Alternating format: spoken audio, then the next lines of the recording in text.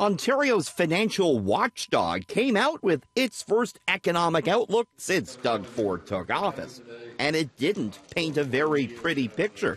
Ontario's budget deficit will more than triple this year to $12.3 billion. That number is $1.2 billion less than what the government projected during the fall economic statement. The FAO also says the government has found savings of just $1.4 billion, not the $3.2 billion it claims. It's a free country. They could claim whatever they want. That's their number, and that's how they've chosen it. Green Party leader Mike Schreiner thinks the government is artificially inflating the deficit to justify big cuts down the road. The government is playing political games with the province's books. They've clearly overstated the savings they found, and they've overstated the budget deficit. This is the exact same thing that they've criticized the previous government, playing political games with the books.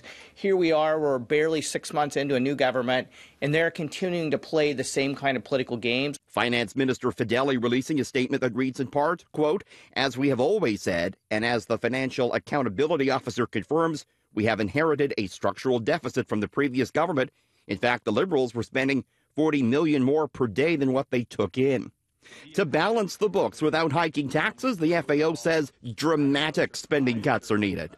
If the government were to choose to balance the budget over 4 years, exclusively through spending restraint, the FAO estimates that the province would need to limit the growth in program spending to 1.2% this year. The NDP worry it's going to mean job cuts.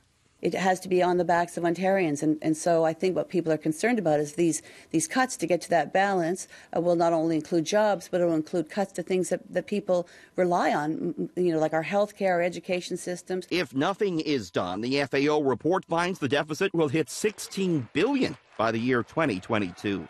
Richard Southern, City News.